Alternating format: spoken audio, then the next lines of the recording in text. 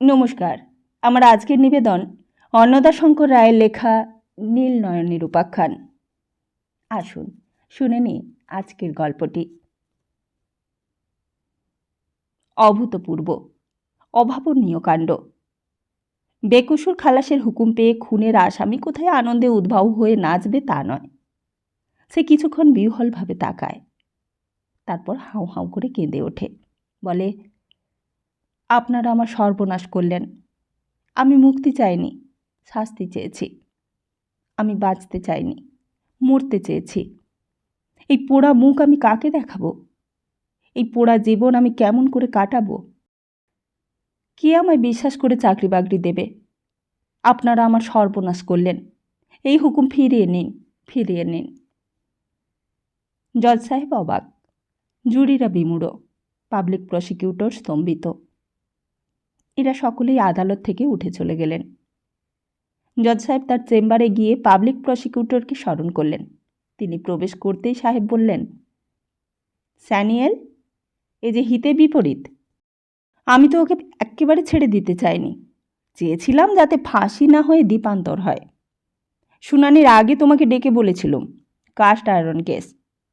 সারদা হলে একে নিঘাত ঝুলিয়ে দিত। কিন্তু আমার কেমন যেন সন্দেহ হচ্ছে। নিরুপম ওর নীলনয় নিয়ে দেশের ওথেলো আর Desdemona. I beg your pardon, Desdemona. এখানে বলে রাখি, জজ সাহেব ইংরেজি উচ্চারণ সম্বন্ধে খাঁটি ইংরেজ ছিলেন। তার নাম চারুচন্দ্র রক্ষিত। কেউ তাকে সেই নামে উল্লেখ করলে তিনি চটপট শুধরে দিতেন। ইউ মিন চারু সান্ডার রাক্সিট? তিনি একজন সিভিলিয়ান জজ। হাইকোর্টের সিভিলিয়ান জজেরাই তখন সেশনস কেস শুনতেন। জুরি প্রথা তখনও হাইকোর্টে বহাল ছিল, যদিও মফস্বল থেকে উঠে গেছে। ইতিমধ্যে দেশ স্বাধীন হয়েছে। সেইবার পাবলিক প্রসিকিউটর মাথা চুলকে বলেছিলেন, ইওর লর্ডশিপ আমাকে কি করতে পরামর্শ দেন? সেইবার জজ সাহেব পরামর্শ দিয়েছিলেন, সানিয়াল, তুমিও যদি মনে করো এই লোকটি এদেশের ওথেলো, তাহলে মামলাটি এমনভাবে পরিচালনা করবে যাতে ওথেলোর প্রতি জুরির সহানুভূতি উদ্রেক হয়, যাতে জুরি মার্ডারের বদলে culpable homicide not amounting to murder এই ভার্ডিক্ট দেয়। আইনত পাবলিক প্রসিকিউটরকে প্রভাবিত করা জজের কর্তব্য নয়। জজ হবেন নিরপেক্ষ, ফলাফল সম্বন্ধে উদাসীন। তবে তিনি জুরিকে বুঝিয়ে দিতে পারেন যে নরহত্যা সবসময় দণ্ডবিধি আইনের ৩০২ ধারার মধ্যে আসে না। কখনো কখনো ৩০৪ নম্বর ধারার প্রথমাংশ প্রযোজ্য। জুরি মনস্থির করেন, জজ সাধারণত হস্তক্ষেপ করেন না। পাবলিক প্রসিকিউটর আইনত জজের নির্দেশে কাজ করতে বাধ্য নন। তাকে যারা নিযুক্ত করেছেন তাদের নির্দেশই তিনি পালন করবেন। এই ক্ষেত্রে প্রাণদণ্ডেরই নির্দেশ, কেননা অপরাধটা একান্ত গুরুতর। এইরকমই ছিল মামলার শুনানির পূর্বের কথোপকথন। পরিচালনকালে পাবলিক প্রসিকিউটর বোধহয় যথেষ্ট কঠোর হননি, কিছুটা কোমল হয়েছিলেন। তাহলেও এতটা কোমল নন যে জুরি আসামিকে একেবারেই অব্যাহতি দেবে। তিনি জজ সাহেবকে বলেন, আমি সরকারকে এখন পরামর্শ দিতে পারি খালাসের বিরুদ্ধে আপিল করতে, তখন রিট ট্রায়াল হবে। জজ সাহেব হাঁ হাঁ করে ওঠেন। তাহলে সারদা যে লোকটাকে নিশ্চিত ঝুলিয়ে দেবে। সেই সময় শারদাকান্ত সেনগুপ্ত ছিলেন অন্যতম সিভিলিয়ান জজ, আরও সিনিয়র।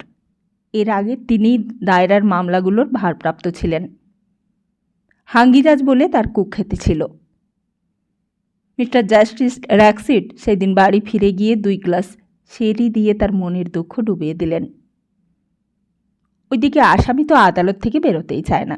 বলে, কোথায় যাব? আমার বলতে কে আছে?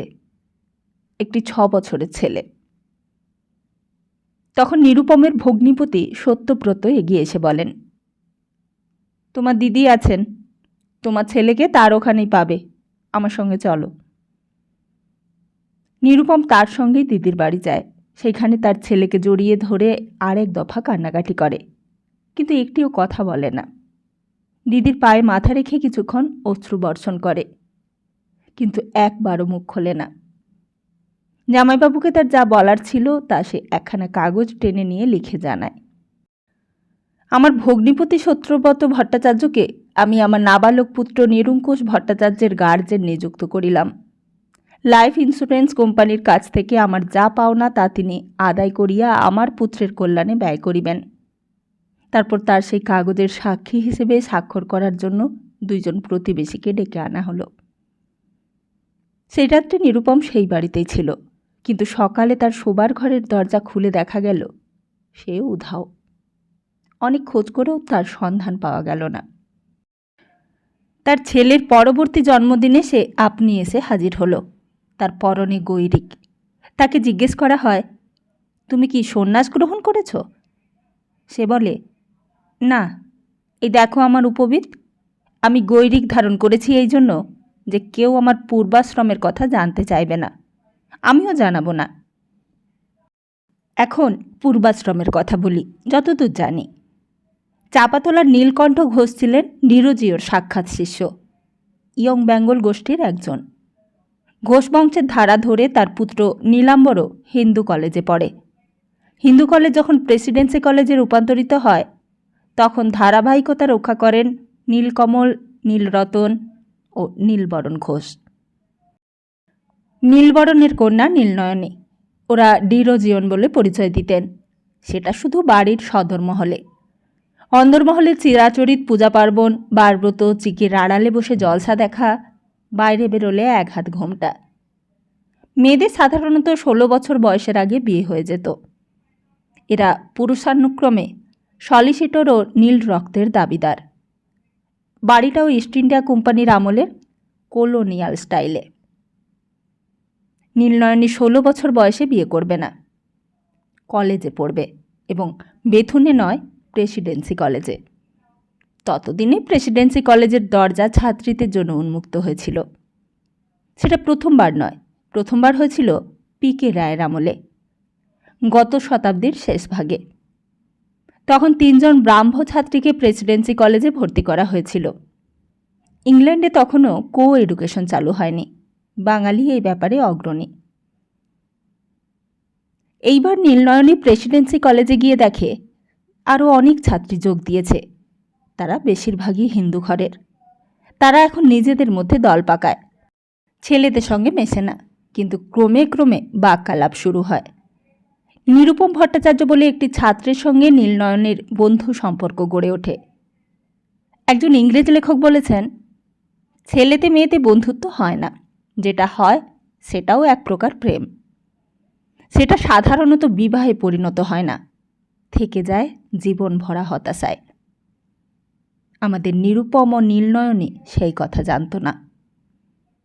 শুধুমাত্র নীলনয়নীর সঙ্গে একসঙ্গে বসে ইংরেজি পড়ার জন্য নিরুপম আইএসসির পরে বিএ পড়ে। ফলে সে ডাক্তার কিংবা ইঞ্জিনিয়ার হতে পারে না। ইকোনমিক্স অনার্স পড়ে। ইকোনমিক্সে ফার্স্ট ক্লাস অনার্স পায়। এদিকে নীলনয়নী অল্পের জন্য ফার্স্ট ক্লাস পায় না। ইংরেজিতে হাই সেকেন্ড ক্লাস অনার্স পায়, আর সেইখানেই তার পড়াশুনোয় ছেদ পড়ে। বাবা চরম পত্র দেন, বিএ পাশের পর বিএ পাস। মাও বলেন, মেয়েরা 20তে বুড়ি হয়, তোর বিয়ের বয়স পার হয়ে যাচ্ছে, তোর জন্য আমরা সবাই উদ্বিগ্ন। আর এরপরে শুরু হয়ে যায় পাত্রপক্ষের কোণে দেখা। নীলনয়নী একে একে প্রত্যেকটি পাত্রেরই খুঁত ধরে, বলে,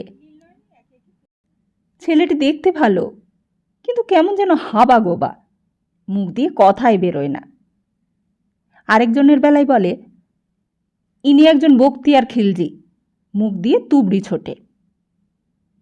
আরেকজনের বেলায় বলে, রংটা কয়লার মতো ময়লা নয়, কিন্তু খোটটা গয়লাদের মতো। আরেকজনের বেলায় বলে, ইনি একটি কার্তিক, সাজ পোশাক পরে ফুলবাবু। এমনি করে এক এক করে সবাইকে খারিজ করে। তখন মা বাবা বলেন, তুই নিজেই স্থির কর কাকে বিয়ে করবি, কিন্তু যাকেই কর অবিলম্বে করতে হবে। মেয়ে বলে, আমার সহপাঠী নিরুপম ভট্টাচার্য আমাকে ভালোবাসে, আমিও তাকে ভালোবাসি। ভালোবাসাটাই সবচেয়ে বড় কথা। দ্বিতীয় একজনকে যদি ভালোবাসতুম তাহলে দুইজনের থেকে একজনকে বেছে নেওয়ার প্রশ্ন উঠত। তবে আমি বিলম্বের পক্ষপাতী, কারণ নিরুপম এখনও সেটেল হয়নি, তার জন্য আরও সময় চায়। তারপরে সে বিশদভাবে নিরুপম ও তার পরিবারের পরিচয় দেয়। মেয়ের মা চমকে উঠে বলেন, সে কি রে, পাত্রটি যে বামুনের ছেলে। জামাইকে আমি আশীর্বাদ করব নাকি জামাই আমাকে আশীর্বাদ করবে? জামাইকে আমি পাদ্য অর্ঘ্য দেব নাকি জামাই আমার চরণ বন্দনা করবে? পাপ, পাপ, মহাপাপ। তোর জন্য আমি কি নরকে যাব? না না, এই বিয়ে হতে পারে না। বাবা বলেন, আমার কাছে কাস্ট জিনিসটা বড় কনসিডারেন্স নয়, ক্লাসটাই বড়। নিরুপম ইকোনমিক্সে ফার্স্ট ক্লাস অনার্স পেয়েছে বটে, কিন্তু ওর পরিবারটা লোয়ার মিডল ক্লাস। ও যদি ধাপে ধাপে উন্নতিও করে তাহলেও একদিন লোয়ার মিডল ক্লাস থেকে মিডল ক্লাসে, তারপর আপার মিডল ক্লাসে প্রমোশন পেতে পারে। কিন্তু তার জন্য কে জানে, হয়তোবা 30 বছর দেরি হবে। আমরা 30 বছর কেন, 30 মাসও অপেক্ষা করতে রাজি নই। ওকে যা হয় একটা কিছু কাজ নিয়ে আরম্ভ করতে হবে। এই যেমন লাইফ ইন্স্যুরেন্সের এজেন্সি, আমি একটা ইন্স্যুরেন্স কোম্পানির সলিসিটর, আমি ওকে সাহায্য করতে পারি। আমার একটা ফ্ল্যাট খালি পড়ে আছে, সেটা সাহেব পাড়ায়, সেটা আমি ওকে ছেড়ে দিতে পারি। ঠিকানা ছোকো খানসামা লেন না হয়ে রাসেল স্ট্রিট হলে বিজনেসটা আরও জমবে। ওকে একটা বেবি অস্টিন কারও ব্যবহার করতে দিতে পারি, তাহলে ওকে ট্রামে বাসে চড়ে বড়লোকের বাড়ি হাজির হতে হবে না। অস্টিন হাঁকিয়ে সারা শহর ঘুরতে পারবে। আর ও যদি উদ্যোগী পুরুষ হয়ে থাকে তো 1 বছরের মধ্যেই আশাতীত সাফল্য অর্জন করতে পারবে। আমি ওকে 1 বছর সময় দিতে রাজি। নিরুপমকে চায়ে নিমন্ত্রণ করা হয়। তার সঙ্গে কথা বলে নীলবরণ সন্তুষ্ট হন। বলেন, তোমার ইংরেজি চোস্ত ইংরেজি, যে কোনো বিলেত ফেরতা ব্যারিস্টারের মতো। তোমাকে আমি ব্যারিস্টার মহলে সুপারিশ করব। অনেকেই তোমার পলিসি কিনবে। কিন্তু আমার একটি মাত্র শর্ত, আমার মেয়ে যে স্টাইলে মানুষ হয়েছে তাকে তুমি সেই স্টাইলেই বরাবর রাখবে। নিরুপম বলে, নিশ্চয়ই। সে 1 বছরের মধ্যে বিয়ে করতে রাজি হয়। তার ধারণা ছিল তার রাজি হওয়া মানে তার মা বাবারও রাজি হওয়া। নীলনয়নের মা সুধান, তুমি কি ঠিক জানো তোমার মা বাবাও রাজি হবেন? তারা যদি রাজি থাকেন এই বাড়ির কর্তা গিয়ে ওই বাড়ির কর্তার কাছে প্রস্তাবটা পাড়বেন, তারপর পাকা দেখা আর বছর খানেকের মধ্যে শুভকর্ম। নিরুপম যখন কথাটা বাবা হরনাথের কাছে ভাঙে তখন তিনি আগুন হয়ে বলেন, বামন হয়ে চাঁদে হাত, শূদ্র হয়ে ব্রাহ্মণের ঘরে বিবাহ। আমরা পাশ্চাত্য বৈদিক, রাড়ি বারেন্দ্রের সঙ্গেও আমাদের চলে না, আর চলবে কিনা কায়েস্তের সঙ্গে। আমি সামান্য স্কুলমাস্টার বলে কি আমার এমনই দুরবস্থা? অর্থের জন্য জাতিবর্ণ বিক্রয় করব? তুমি কি জানো যে কায়েস্তদের বিবাহের সময় কি মন্ত্র পাঠ করা হয়? নীলবরণ ঘোষ দাসস্য কন্যা নীলনয়নী দাসী। ওই দাসীটিকে তুমি যখন নিয়ে আসবে তখন ও তোমার গর্ভধারিণীর পা ছুঁয়ে প্রণাম করতে গেলে শুনবে, আমি এইমাত্র চান করে উঠেছি, শুদ্ধটা আমার গা ছুঁয়ে দিল। তিনি চানের ঘরে গিয়ে বালতি বালতি জল ঢেলে শুচি হবেন। বধূবরণ করবেন না, পাক স্পর্শ করতে দেবেন না, শূদ্রাণীকে রান্নাঘরে ঢুকতেই দেবেন না। কাজেই বুঝতেই পারছ তোমার বউ অপমানিতা বোধ করে বাপের বাড়ি ফিরে যাবেন। তখন তোমাকেই ঘর জামাই হতে হবে। আর এটাও তোমার জেনে রাখা ভালো, তোমার ছেলের পইতে হবে না। ব্রাহ্মণ সমাজ তাকে ব্রাহ্মণ বলে গ্রহণই করবে না। অগত্যা তাকে কায়স্থ সমাজে মিশে যেতে হবে। আর তার চেয়ে ভয়ঙ্কর কথা, আমার আত্মা পরলোকে গিয়ে শান্তি পাবে না। তোমার ছেলে যদি পিণ্ড দেয় আমার আত্মা সেই পিণ্ড গ্রহণ করতে পারবে না, পিণ্ডের জন্য হাহাকার করবে। আর সে যে কি দুরবস্থা তা তুমি কল্পনা করতেও পারবে না। এইবার নিরুপম তার মা নারায়ণের কাছে যায়। মা বলেন, দাসী বলে যাকে ঘরে আনবে আসলে সেই হবে রানী, আমি হব দাসী। সে 1 সিন্দুক শাড়ি নিয়ে আসবে, দিনে 3 বার বদলাবে। আমার তো 2খানি মাত্র শাড়ি। 1 বাক্স গয়না নিয়ে আসবে, আমার তো 2খানি মাত্র চুড়ি। আমি রান্না করে ওকে 4 বেলা খাওয়াবো। আমি তো নিজে 2 বেলার বেশি খেতে পাইনি।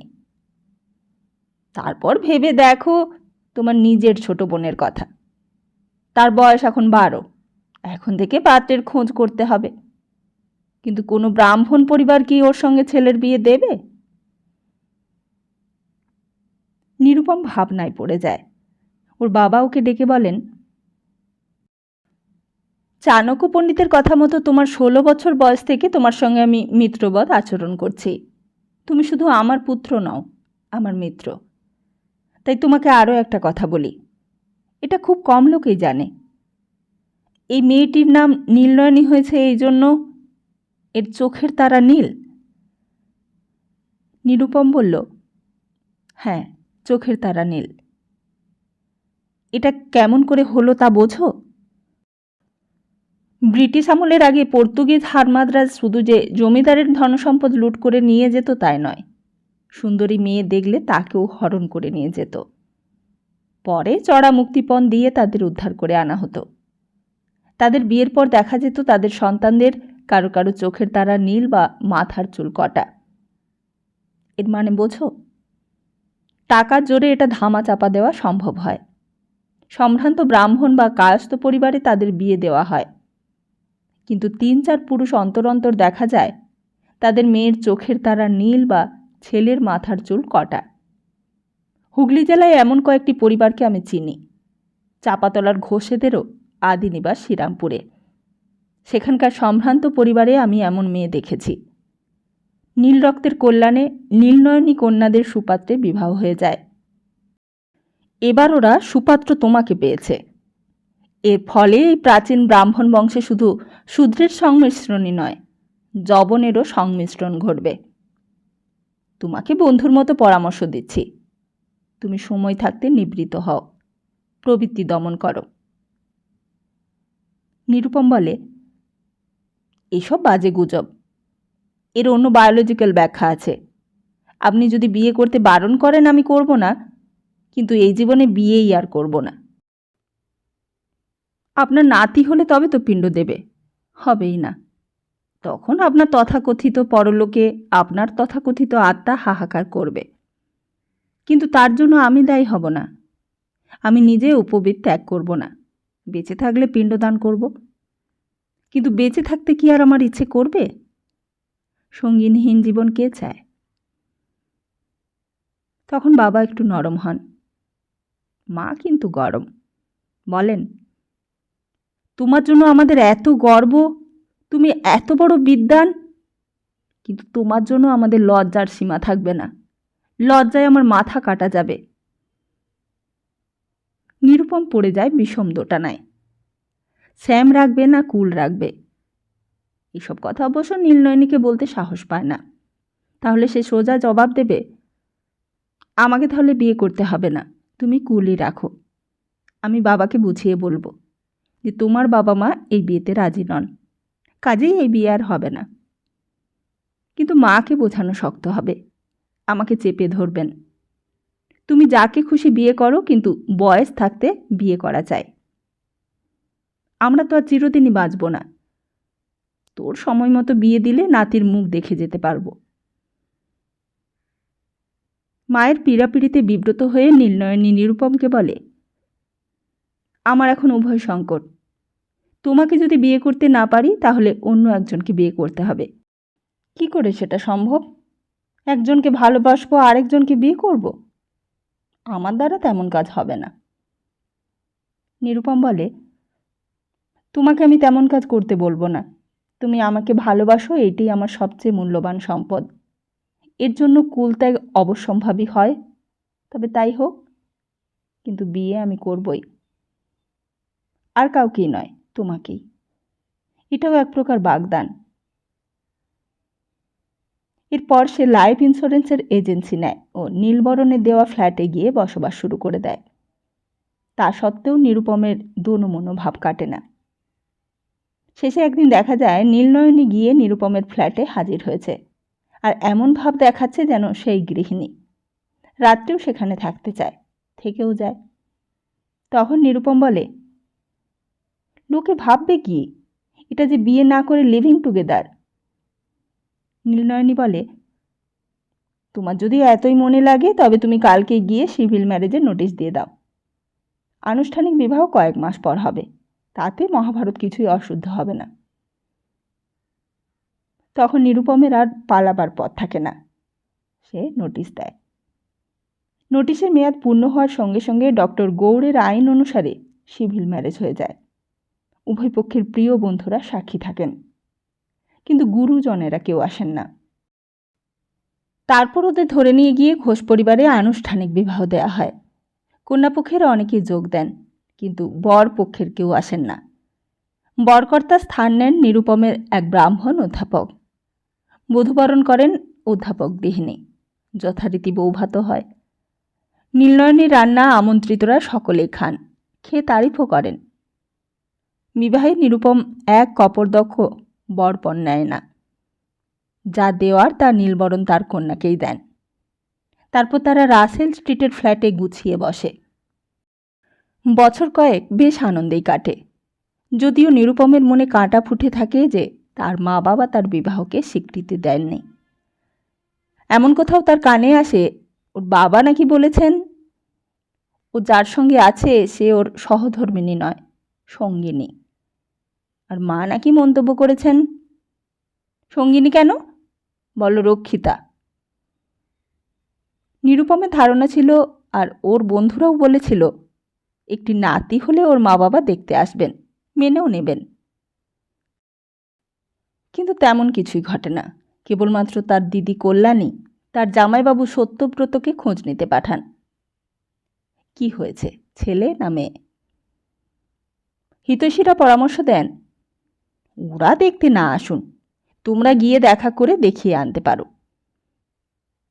আর সব মেয়ের মতো নীলনয়নেরও স্বাদ ছিল শ্বশুর শাশুড়ি ননদ দেওরদের সঙ্গে ঘরকন্যা করতে। একদিন ওরা বাচ্চাকে নিয়ে হরনাথ বাবুর বাড়ি যায়।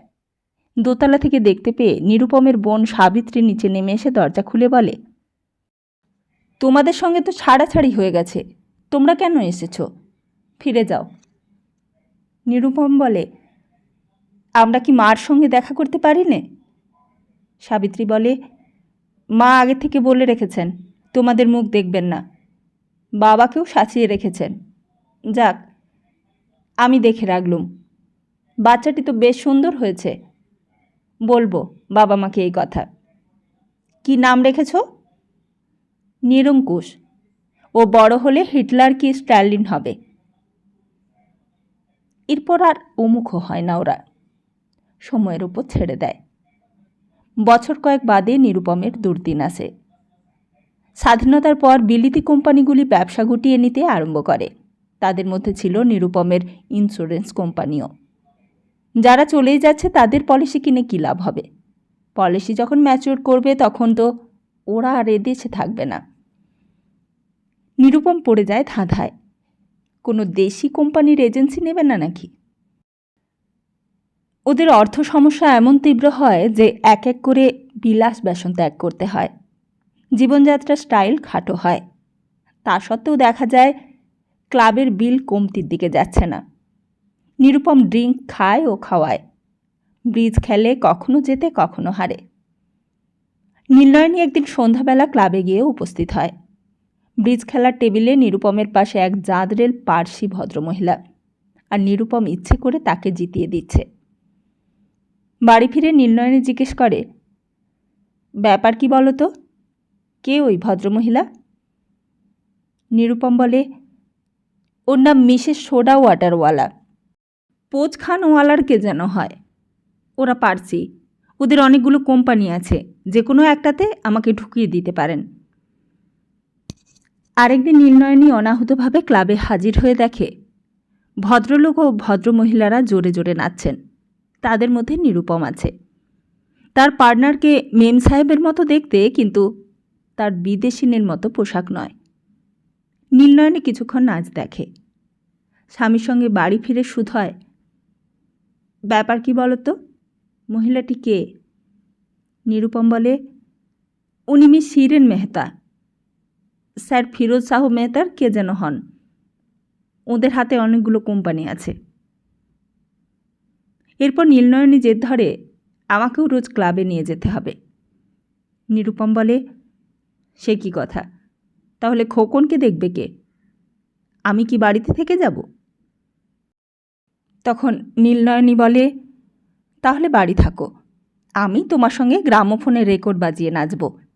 সেদিন তোমার স্টেপগুলো মোটেই বাজনার সঙ্গে ম্যাচ করছিল না।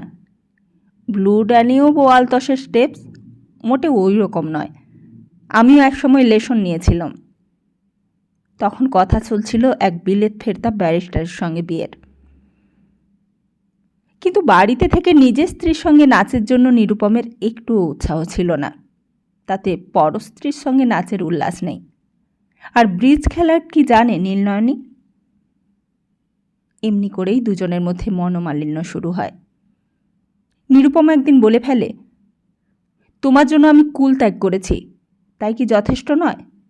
ব্রিজ ত্যাগ করতে হবে, ক্লাব ত্যাগ করতে হবে, ড্রিঙ্কস ত্যাগ করতে হবে। তুমি আমার জন্য কি ত্যাগ করেছ? নীলনয়নী এর কোনো জবাব খুঁজে পায় না। আহত হয়, বলে, তাহলে তুমি আমাকেও ত্যাগ করো। আর এইভাবেই দাম্পত্য কলহ বেশি দিন থাকে না। ছেলেকে নিয়ে ওরা আবার সুখী সংসার গড়ে তোলে। কিন্তু খরচ তো কিছুতেই কমতে চায় না। তখন নীলনয়নী একদিন বলে, আজকাল দুটো ইনকাম ছাড়া সংসার চলে না, স্বামীর ইনকাম আর স্ত্রীর ইনকাম। আমাকে তুমি অনুমতি দাও, আমিও একটা চাকরির সন্ধান করি। নিরুপম বলে, তা কি হয়? বংশমর্যাদা ক্ষুণ্ণ হবে যে। আমারও তোমারও, বরঞ্চ স্টাইল একটু খাটো হোক, কিন্তু বংশমর্যাদা খাটো হওয়া উচিত নয়। কয়েক মাস পর নীলনয়নী আবার জেদ ধরে, সে চাকরির খোঁজে বেরোবে। রাঁধুনিকে ছাড়িয়ে দিয়েছে, সে নিজে রাঁধছে। এরপর কি আয়াকে ছাড়িয়ে দিতে হবে? নিরুপমের জন্য পার্সিরা কেউ কিছুই করেননি। সে কোন মুখে নীলনয়নীকে নিরস্ত করবে? কিছুদিন বাদে অল ইন্ডিয়া রেডিওতে একটা সাময়িক ভ্যাকেন্সি হয়। আবেদন করা মাত্রই নীলনয়নী কাজটা পেয়ে যায়। নিরুপম তো অবাক। সে বলে, দেখো, রেডিও স্টেশনটা হলো যত রাজ্যের বাউন্ডুলেদের আড্ডা।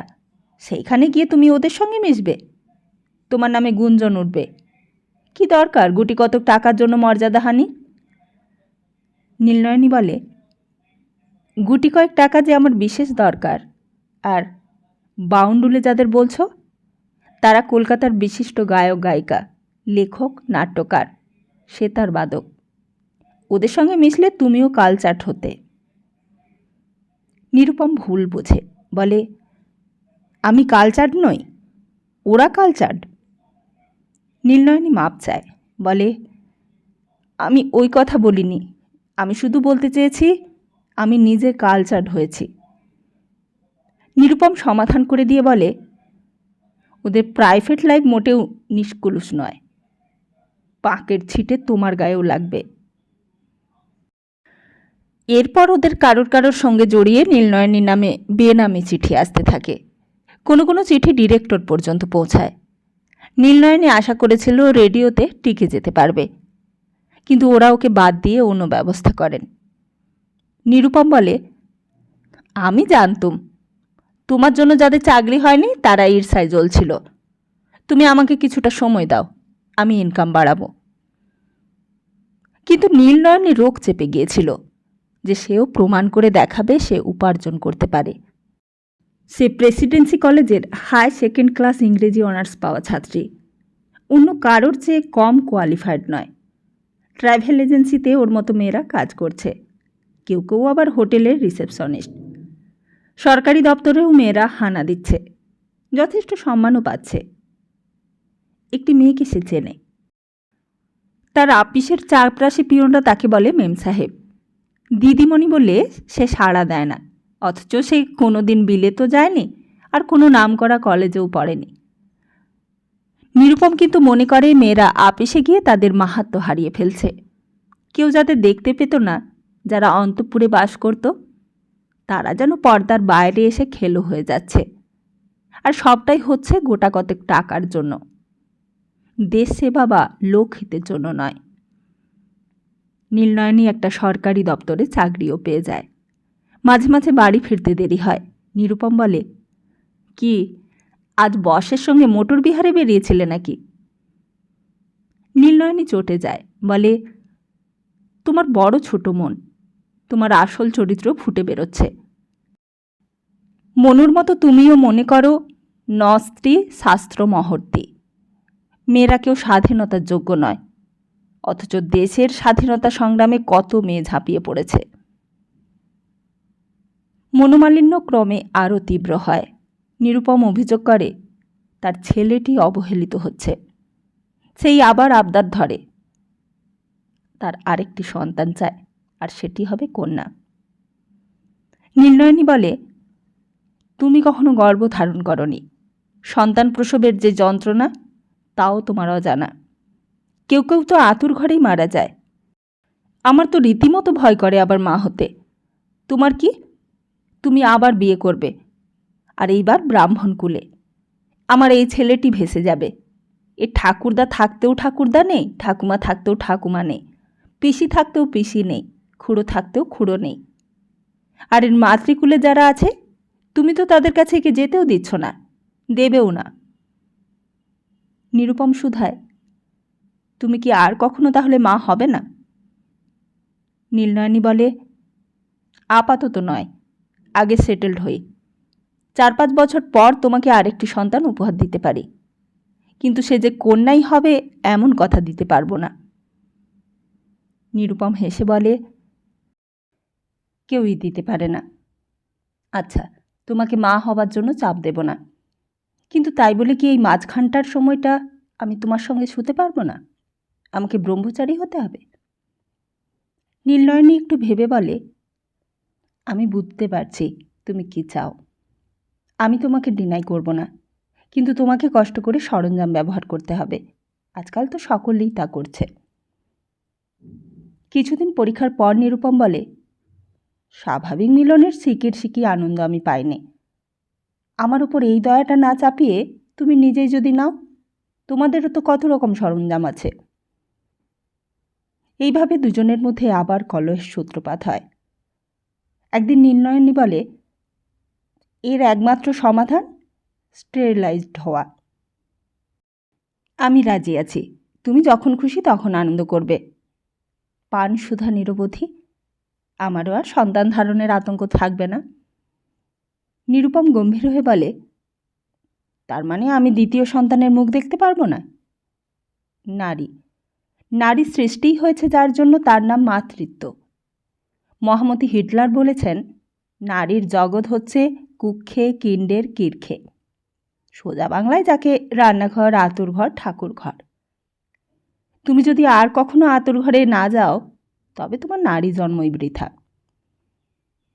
নীলনয়নী হাসে, আমি তো বললুম, তুমি আর 4-5 বছর সবুর করো। আতুর ঘর তো আমি যাবই, শুধু মাঝখানকার কয়টা বছর বাদ দিয়ে যাব। তবুও তোমাকে ব্রহ্মচারী হতে বলছি নে।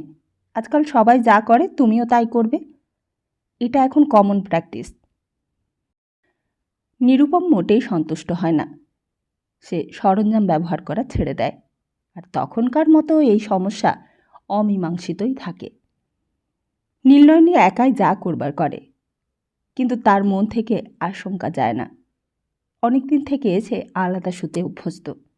সেটা শিশুর জন্য। শিশু বড় হওয়ার পরেও দেখা যায় সে একলাই শয়, স্বামীকে প্রশ্রয় দেয় না। একদিন নিরুপম ওর শোবার ঘরে ঢুকে ওকে একটি চমক দেয়। কোনো রকম সাধাসাধি না করেই উপগত হয়। আর তখন নীলনয়নীও একটা পাল্টা চমক দেয়।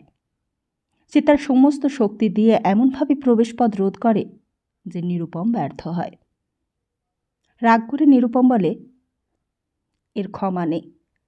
নারী সবসময়ই পুরুষকে প্রবেশপথ ছেড়ে দেবে, এটাই নিয়ম। তুমি আজ আমাকে ইম্পোর্টেন্ট বানালে। খাট থেকে নেমে যায় নিরুপম। এরপর দেখা যায় নীলনয়নী রোজ শোবার ঘরে গিয়ে খিল দেয়। নিরুপম মনের রাগ মনেই পুষে রাখে। কিছুদিন পর ওদের টাকার টান পড়ে। নিরুপম অনেক চেষ্টা করেও অর্থ সংগ্রহ করতে পারে না। তখন নীলনয়নী কোনখান থেকে 5,000 টাকা নিয়ে আসে। নিরুপম বলে, টাকাটা পেলে কোথায়? বাপের বাড়ি থেকে? আমি বিয়ের সময় পণ নিইনি, পণ প্রথায় বিশ্বাস করি নে। বাপের বাড়ি থেকে টাকা নিলে সেটা প্রকারান্তরে বর্পণ। নীলনয়নী তাকে আশ্বস্ত করে বলে, বাপের বাড়ি থেকে টাকা নিয়েছি গোপালদার কাছ থেকে। তিনি বলেছেন পেবল হয়ে নেই বল। গোপালদা ছিলেন একজন গান্ধীপন্থী কংগ্রেস নেতা, বারবার জেল খেটেছেন, চিরকুমার, তার অনেক টাকা। তিনি সেই টাকার ট্রাস্টি, কাজেই কেউ চাইলেই দরাজ হাতে দিতেন, ফেরত চাইতেন না। কেউ ফেরত দিত, কেউ বা দিত না। নিরুপম ক্ষুব্ধ হয়, বলে, খদ্দরের ভেগ ধরে যত সব ভণ্ড সন্ন্যাসী, ব্রহ্মচারী নয় বামাচারী। তোমার দাদা যা দিয়েছেন তা দাদন, একদিন শোধ করতে হবে যৌবন দিয়ে। নীলনয়নী ভীষণ ক্ষেপে যায়, বলে, আমি তোমার সঙ্গে ঘর করতে চাইনি আর, কালকেই চলে যাচ্ছি। নিরুপম বলে, যাচ্ছ যাও, কিন্তু খোকনকে নিয়ে যেও না। খোকন আমার বংশধর, ভট্টাচার্য বংশের সন্তান। নীলনয়নী বলে, তাহলে তুমি ওকে ভট্টাচার্য বাড়িতে রেখে এসো। ও তোমার সঙ্গে একলা এই বাড়িতে থাকতে পারবে না, আয়া ওকে মেরে ফেলবে। নিরুপম চুপ করে শোনে। ভট্টাচার্য বাড়িতে নিয়ে যাওয়ার মতো তার কোনো মুখ নেই, আর আয়ার জিম্মায় ওকে ফ্ল্যাটে রাখতেও অনিচ্ছা। ও তো সত্যি চায়নি যে নীলনয়নী চলে যাক। ওইদিকে নীলনয়নী যাওয়ার জন্য জিনিসপত্র গোছাচ্ছে, আলাদা করে গুছিয়ে রাখছে খোকনের জিনিস। ওদের এই ঝগড়া মিটিয়ে দেওয়ার জন্য কেউ একজন মধ্যস্থ হলে ভালো হতো। নিরুপম তার দিদি কল্যাণীর বাড়ি গিয়ে বলে, তুমি কি আমার ছেলেকে কিছুদিনের জন্য আশ্রয় দিতে পারবে? দিদি সব কথা শুনে বলেন, দুই বংশের ঝগড়া অনেক দূর গড়িয়েছে, তুই তোর বউ ও ছেলেকে নিয়ে শ্বশুরবাড়ি যা, দুইজনকে ওখানেই রেখে আয়, মায়ের সঙ্গে ছেলের বিচ্ছেদ ঘটাতে যাস নে। জামাইবাবু সত্যব্রত ভট্টাচার্য সে একই পরামর্শ দেন। নিরুপম নীলনয়নীকে বলে, চলো তোমাকে বাপের বাড়ি রেখে আসি, খোকনও তোমার সঙ্গে যাবে। নীলনয়নী মুখ ঝামটা দিয়ে বলে, তুমি আমাকে বন্দি করে রেখেছ, বাঁদির মতো খাটিয়েছ। আমি ঘর ঝাড় দিয়েছি, বাসন মেজেছি, তোমার জুতো পালিশ করেছি, তোমার সেবার জন্য কি না করেছি। অথচ তুমি আমাকে বলছো আমি রোজ 5খানা সাবান কেন ব্যবহার করি, একখানা হাত ধোয়ার জন্য, একখানা গা ধোয়ার জন্য, একখানা শৌচের জন্য, একখানা বেবির জন্য, একখানা কাপড় কাচার জন্য। আচ্ছা, এর কমে কোনো ভদ্রমহিলা চলে?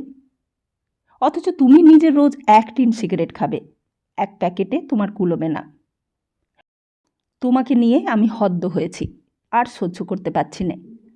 আমার সঙ্গে যাবে বলছো, সেখানে গিয়ে তুমি থাকবে আমার সঙ্গে নাকি ছেড়ে চলে আসবে? নিরুপম চুপ করে থাকে। নীলনয়নী বলে, আমি বুঝতে পেরেছি, এটা ইবসেনের ডলস হাউস। তুমি আমাকে নিয়ে নোড়ার মতো খেলা করেছ, একটুও ভালোবাসোনি, পুতুল করে রেখেছ। আমাকে বাইরে বেরোতে দাওনি। যদি আমি বাইরে বেরোলুম আমাকে সন্দেহ করলে, পাছে আমি পরপুরুষের প্রেমে পড়ি। অথচ আমি তোমায় সন্দেহ করিনি। ক্লাবে গিয়ে আমাকে না জানিয়ে তুমি পরনারীদের সঙ্গে ডান্স করেছ। তুমি যদি আমার সঙ্গে যেতে চাও তো চলো, কিন্তু 2 দিন বাদে ছেড়েই যদি চলে আসবে তো শুধু শুধু আর যাওয়া কেন? আমার ভাবনা তোমার জন্য নয়, খোকনের জন্য। তোমার সবাই আছে, ওর কেউ নেই। আমার সঙ্গে গেলে দাদামশাই পেত, দিদিমা পেত, মাসি পেত, মামা পেত, ভাই বোনও পেত, কিন্তু ওরা সবাই শূদ্র। তোমরা ওদের ঘৃণা করো। নিরুপম প্রতিবাদ করে বলে, না না নলিনী, আমরা ঘৃণা করি না, ওটা তোমার ভুল ধারণা। আমি তোমাদের ওখানে থাকতে চাই না, পাছে লোকে বলে আমি ঘোষেদের ঘর জামাই, তাতে আমার আত্মসম্মানে লাগবে। পুরুষ মানুষের আত্মসম্মানই সব। নীলনয়নী বলে, নারীরও আত্মসম্মান আছে। আমাকে আমার ন্যায্য অধিকার থেকে বঞ্চিত করা হয়েছে কেন? শ্বশুরবাড়িতে একটা রাতও আমি থাকতে পারিনি। সাবিত্রী কিভাবে আমাকে ফিরিয়ে দিল, যেন সমস্ত বাড়িটা অপবিত্র হয়ে যেত। এসব লোয়ার মিডল ক্লাস মানুষদের সঙ্গে বাস করলে আমিই অপবিত্র হয়ে যেতুম। আমাকেই দিনে 3 বার সাবান মেখে চান করতে হতো। না নিরুপম, এর কোনো ক্ষমা নেই। আজকের দিনে এই ব্যবহার অমার্জনীয়। ওরা আমাকে রিকগনাইজ করেনি, আমিও ওদের রিকগনাইজ করব না। আমার শুধু ভাবনা আমার বাচ্চাটার কি হবে। নিরুপম ভেতরে ভেতরে চলে ওঠে, উত্তর ভেবে পায় না। মাথায় খেলে যায় হিটলারের উক্তি, ফাইনাল সলিউশন। ইহুদিদের বেলায় তিনি যা প্রয়োগ করেন। এরপর নিরুপমকে ঠিক প্রকৃতস্থ বলা যায় না। আসলে লোকটা খারাপ নয়, কিন্তু যে কাজটা করে সেই কাজটা খারাপ। সেই রাত্রে নীলনয়নী শোবার ঘরের দরজায় খিল দিতে ভুলে গিয়েছিল। রাত্রির মাঝখানে নিরুপম গিয়ে ওর পাশে শয়। ওর ঘুম ভেঙে যায়। এক হাতে নিরুপমের গলা জড়িয়ে ধরে বলে, ডার্লিং, তোমাকে ছেড়ে কি আমি থাকতে পারি? 2 দিন বাদে ঠিক ফিরে আসব। এই বলে সে আবার ঘুমিয়ে পড়ে।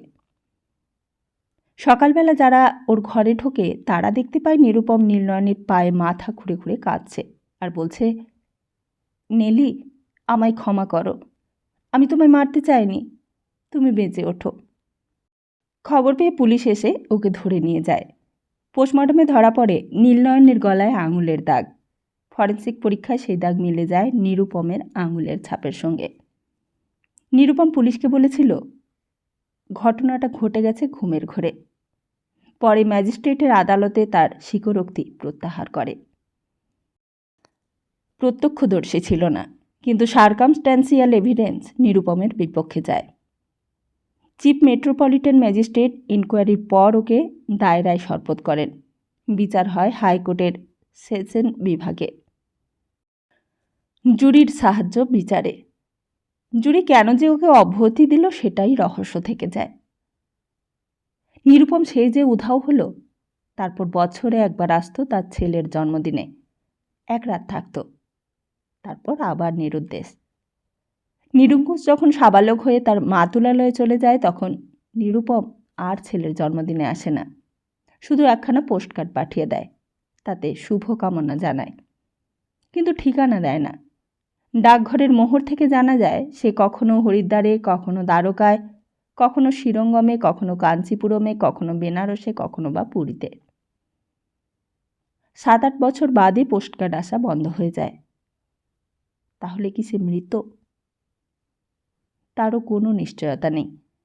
হয়তোবা হিমালয়ের কোনো গুহায় বসে নির্জনে তপস্যা করছে, যাতে তার পাপ মোচন হয়।